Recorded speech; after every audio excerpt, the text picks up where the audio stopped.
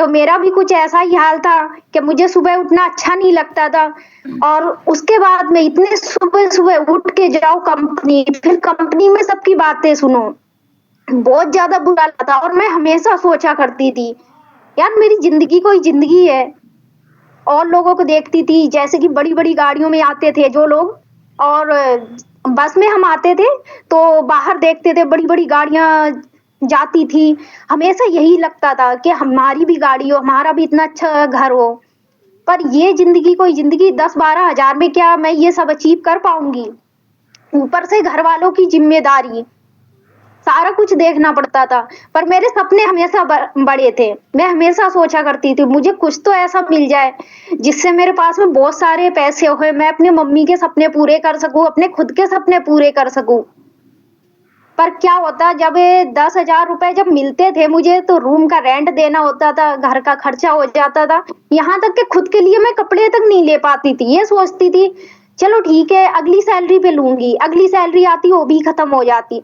मुझे अच्छे से याद है मैं जब छोटी-सी थी, ज़्यादा भी छोटी नहीं थी, मैं स्कूल पढ़ती थी तब मेरी मम्मी ने मुझे एक फ़ोन ला के दिया था, रियलमी C2 का। वो फ़ोन मम्मी ने अपने पैसे से मेरे बर्थडे पे मुझे ला के दिया था और मैंने वो फ़ोन पूरे 10 साल तक चलाया। बिज़नेस में जब मैं आई थी वो फ़ोन मेरे पास में था, अब भी रखा हुआ है, मैंने बहुत सँभाल के रखा हुआ है। मतलब दूसरों के मैं बड़े-बड़े फ़ोन देखती थी और अपना इतना पुराना फ़ोन देखती थी, उसकी डिस्प्ले भी टूट गई थी, फिर डलवा लेती थी। तो मैं हमेशा सोचती थी, फिर एक दिन मिस्टर वेगराज सर से मिलने का मौका मिला जो कि मेरे अपलाइन हैं। तो सर ने मुझे बिज़नेस प्लान बताया, बताने के बाद में मैंने शुरू कर लिया। मैंने ना सोचा ना समझा, मैंने कहा देखा जाएगा। ₹500 में होता क्या है? ये कम से कम सुबह जो उठना पड़ता है 4 बजे खाना बनाओ, फिर कंपनी जाओ। उसके बाद में हड़ी थकी आओ, आके बस कभी खाना मिल जाए तो खा लेती, नहीं तो सो जाती। मैंने कहा इसकी ये कोई ज़िंदगी है? मैंने कहा अगर जो सर जैसा बता रहे ऐसा हो गया ना तो मेरी ज़िंदगी चेंज होएगी। मैं सबके सपने पूरे कर सकती हूँ। मैं सिंगल रूम में रहती थी। मैंने कहा मेरे को डबल रूम में जाना है। तो यही सब सोच के मैंने बिज़नेस शुरू कर लिया और मैं काम करने लगी। और आज आप लोगों के सामने हूँ कि मैंने अभी मेरा बर्थडे आया था 22 अक्टूबर को मैंने न्यू फ़ोन ले लिया और लगभग 3-3 4-4 मेरे पास में फ़ोन है। सब ये बोलते मैम आपने दुकान खोल रखी। मैंने कहा बस मुझे फ़ोन का बहुत शौक था कि मुझे फ़ोन लेना है। मैंने कहा एक टाइम वो था जब मैंने एक ही फ़ोन 10 साल चलाया था, मम्मी का दिया हुआ है। मैंने वो फ़ोन अभी तक सँभाल के रखा हुआ है। अभी भी पर्सनली मैं कहीं जाती हूँ तो अपने 2 फ़ोन साथ में लेके जाती हूँ। और जैसा कि मैंने आप लोगों को बताया कि जब मैं कंपनी में काम करती थी तो मैं सोचती थी कि मेरा सिंगल रूम है, मुझे डबल रूम वाला लेना है। तो मैंने डबल रूम लिया, सेपरेट लिया और 2,43,000 की इनकम भी यहाँ से की, ग्लोबल नवनिर्माण से।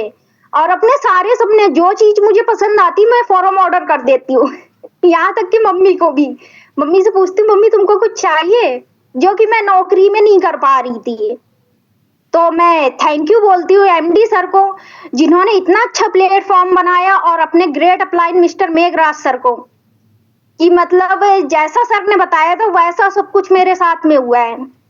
मैं कहाँ एक रोड पे नॉर्मल लड़की पड़ी हुई, 10-12 हज़ार की जॉब करने वाली और सर के आशीर्वाद से ये समझ लो मेरी लाइफ चेंज होती जा रही है। अपने छठे लेवल पे मैं आ गई, विश्वास भी नहीं हो रहा है। और मैं अभी कल परसों ही अपनी फ्रेंड से बात कर रही थी, वो कह रही यार शादी आदि कर ले बहुत दिन हो गए। मैंने कहा ना ना अभी शादी नहीं करनी है। मैंने कहा पहले मैं डायमंड बन जाऊं। अब तो मेरे से कोई भी पूछता है ना सब यही बोलते ये लड़की पागल हो गई, इससे जब भी शादी की बात करो यही बोलती डायमंड बन जाओ। आखिर है क्या ये डायमंड? मैंने कहा जिस दिन मैं बनूंगी ना देख लेना पूरे धारूबेड़ा में पहले नंबर पे आऊंगी, पहली लड़की कोई डायमंड बनी है। तो मतलब सपने अभी भी मेरे बहुत है कि मुझे डायमंड बनना है। और अभी तो समझ लो मैं अपने सारे सपने तो धीरे धीरे पूरे ही कर रही हूँ पर और भी करना है।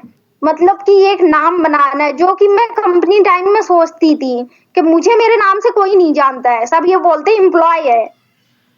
पूजा है। लेकिन आज आज मुझे पूजा मैम बोलते, मुझे बहुत अच्छा लगता है कि लोगों की टीम से फोन आते हैं, पूजा मैम ऐसी बात है, पूजा मैम वैसी बात है। जहाँ पे मेरी कोई पहचान नहीं थी, वहां पे मेरी एक पहचान, लोग ना जाने कहाँ कहाँ से मेरे साथ में जुड़े हुए हैं। सब जानते हैं कि पूजा मैम है, हरियाणा से हैं। तो मुझे बहुत अच्छा लगता है। और मैं ये बोलते हैं ना कि सफलता के पीछे घर वालों का हाथ होता है या लाइफ पार्टनर का हाथ होता है, किसी ना किसी का हाथ होता है। तो मैं बता दूं, मेरी सफलता के पीछे ओनली फैमिली तो थी ही। फैमिली तो शुरू में मना ही कर रही थी लेकिन सर ने मुझे कभी भी हार नहीं मानने दी। मेरी सफलता के पीछे बस सर का हाथ है, सिर्फ बस सर का। जिन्होंने, जो कि ये बोलते हैं ना कि लोग निगेटिव हो जाते हैं, सोचते 500 रुपए में होगा क्या, थोड़ा सा चलते हैं फिर रुक जाते हैं। ऐसे मैं भी थी, थोड़ा सा चली, कोई कुछ बोल देता था तो मैं उदास हो जाती थी मैं, पर सर का साथ नहीं छोड़ा। सर का हाथ पकड़ के मैं चलती रही, हमेशा उंगली पकड़ के। और आज मैं आप लोगों के सामने हूँ। तो इसलिए ही बोलते हैं कि अपलाइन का साथ होना बहुत ज्यादा जरूरी होता है। बिना गुरु के तो कुछ भी नहीं है, लाइफ में गुरु होना जरूरी है। तो मेरा तो अब भी सर है, मेरी शादी हो जाएगी तब भी सर गुरु रहेंगे।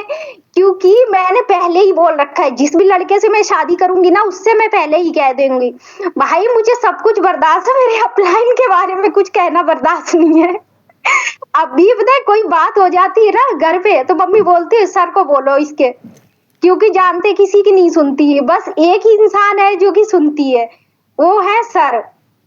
तो मैं सच में सर को बहुत मानती हूँ। ये समझ लो कि लोग बोलते हैं ना कि भगवान होते हैं, मैं मानती हूँ कि हाँ भगवान होते हैं, पर हर जगह नहीं होते हैं, किसी ना किसी रूप में होते हैं। अब मुझे सर के रूप में भगवान मिले। थैंक यू सर, आपने मुझे